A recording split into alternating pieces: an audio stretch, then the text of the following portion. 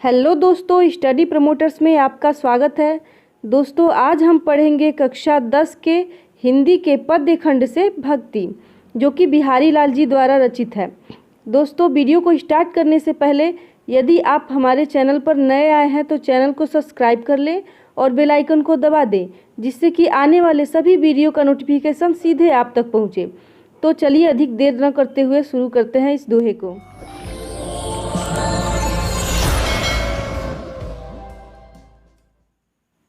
इसमें बिहारी लाल जी राधा वल्लभ संप्रदाय के होने के कारण वे सर्वप्रथम राधिका जी की ही प्रार्थना करते हैं और उन्हीं के माध्यम से श्री कृष्ण की कृपा पाना चाहते हैं।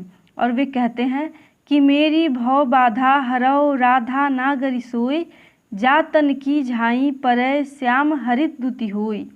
मेरी भव बाधा हरौ राधा नागरी सोई।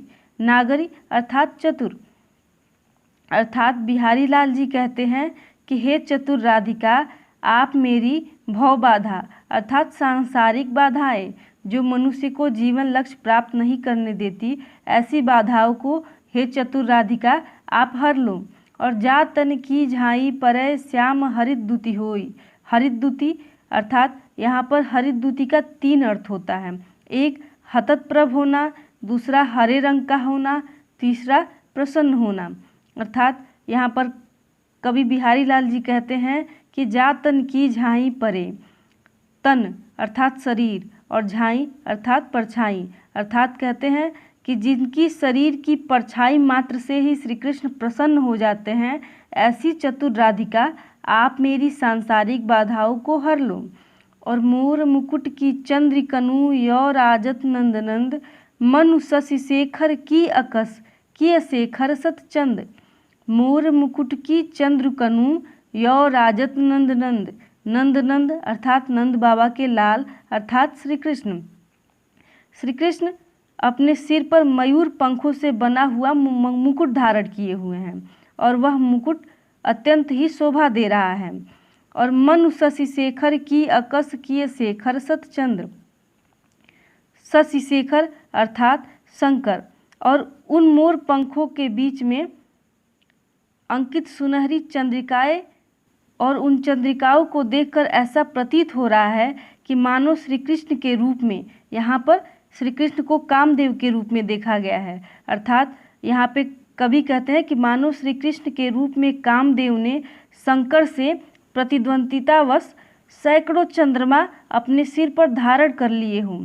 अर्थात शंकर जी ने कामदेव को जलाया था, अतः वह उनसे द्वेष रखता है। अर्थात कामदेव शंकर जी से द्वेष रखता है, इसलिए जहाँ शंकर जी अपने सिर पर एक चंद्रमा धारण करते हैं, वहीं कामदेव श्री कृष्ण के रूप में अपने सिर पर सैकड़ों चंद्रमाएं धारण कर लिए हैं। चलिए अगले दोहे को देखते हैं। इस दोहे में कवि श्री कृष्ण के अद्भुत सौंदर्य का वर्णन प्राकृतिक प्रतीकों के द्वारा करते हैं और वे कहते हैं कि सोहत ओढ़े पीत पटु श्याम सलोने गात, मनो नील मणि शैल पर आतप परे प्रभात। सोहत ओढ़े पीत पटु श्याम सलोने गात। श्याम सलोने गात अर्थात जो सांवले रंग के श्री कृष्ण हैं, वे भगवान श्री कृष्ण अपने शरीर पर पीतांबर धारण किए हुए हैं और वह पीतांबर मनो नीलमणि शैल पर आतप परे प्रभात, अर्थात वह पीतांबर उनके शरीर पर ऐसा सुशोभित हो रहा है जैसे मानो नीलमणि शैल, शैल अर्थात पर्वत, जैसे मानो नीलमणि पर्वत पर प्रातःकालीन धूप पड़ रही हो। अधर धरत हरिकै परत ओठ दीठि पत ज्योति, और हरित बास की बांसुरी इंद्र धनुष रंग होती। अधर धरत हरिकै परत ओठ दीठ पत ज्योति। जब भगवान श्री कृष्ण अपने होठों पर बांसुरी धारण करते हैं, अर्थात जब बांसुरी रखते हैं, तो ओठ दीठ पट ज्योति और हरित बांस की बांसुरी इंद्र धनुष रंग होती। जब वह अपने होठों पर हरे रंग की बांसुरी रखते हैं तो उनकी ओठ और दृष्टि और पीताम्बर की झलक पड़ने से सतरंगी इंद्रधनुष के रंग की हो जाती है। अर्थात जिस तरह इंद्रधनुष में 7 रंग होता है, उसी प्रकार हरे बांस की बांसुरी भी 7 रंग की हो जाती है। चलिए अगले दोहे को पढ़ते हैं। इस दोहे में भगवान की भक्ति के महत्व का वर्णन करते हुए बिहारी लाल जी कहते हैं कि या अनुरागी चित्त की गति समुझे नहीं कोई, ज्यों ज्यों बूढ़े श्याम रंग त्यों त्यों उज्ज्वल होय। या अनुरागी चित्त की गति समुझे नहीं कोई। अनुरागी, अनुरागी अर्थात प्रेमी। अर्थात कवि बिहारी लाल जी कहते हैं कि भगवान श्री कृष्ण की भक्ति में अनुरक्त चित्त हृदय की गति को नहीं जाना जा सकता है, क्योंकि ज्यों ज्यों बूढ़े श्याम रंग त्यों त्यों उज्ज्वल होय। क्योंकि जैसे जैसे वह श्री कृष्ण की भक्ति में अनुरक्त होता जाता है, डूबता जाता है, अथवा उस सांवले के रंग में जैसे जैसे वह डूबता जाता है, वैसे वैसे वह निष्कलुष हो उज्ज्वल हो जाता है। तो लघु या मन सदन में हरि आवे की बाट, बिकट जटे जो लघु निपट, खूटे न कपट कपाट। तो लघु या मन सदन में हरि आवे की बाट। तो लघु या अर्थात तब तक, मन सदन में, मन सदन अर्थात मन रूपी घर। अर्थात कवि यहाँ पर कहते हैं कि जब तक मन रूपी भवन के प्रवेश द्वार से विकट जटय अर्थात दृढ़ता पूर्वक बंद किए गए कपट रूपी कपाट नहीं खुलेंगे, अर्थात कपट रूपी किवाड़ नहीं खुलेंगे, तब तक भगवान किसी भी रास्ते से प्रवेश नहीं करेंगे। अर्थात यहाँ पर कवि का कहने का तात्पर्य यह है कि जब तक हमारे मन पर कपट रूपी किवाड़ है, अर्थात जब तक हमारे मन पर कपट रूपी किवाड़ अच्छी तरीके से नहीं खुलेंगे, तब तक हमारे हृदय में भगवान का निवास नहीं होगा। जग तु जनायो जिह सकलू सो हरि जानियो नाहि, ज्यों आखिन सब देखिए आखिन न देखी जाहि।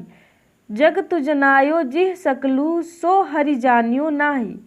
कवि बिहारी लाल जी कहते हैं कि जिस परमात्मा ने सारे संसार को पैदा किया, वह परमात्मा संसार द्वारा ठीक उसी प्रकार नहीं जाना गया जिस प्रकार ज्यों आखिन सब देखिए आखिन न देखी जाए। जिस प्रकार आँख से सब कुछ देखा जा सकता है किंतु आँख नहीं देखी जा सकती, ठीक उसी प्रकार परमात्मा भी इस संसार द्वारा नहीं जाना गया। जप माला छापा तिलक सरय नए को काम, मन काचे नाचे वृथा साचे राचे राम। जप माला छापा तिलक सरय नए को काम।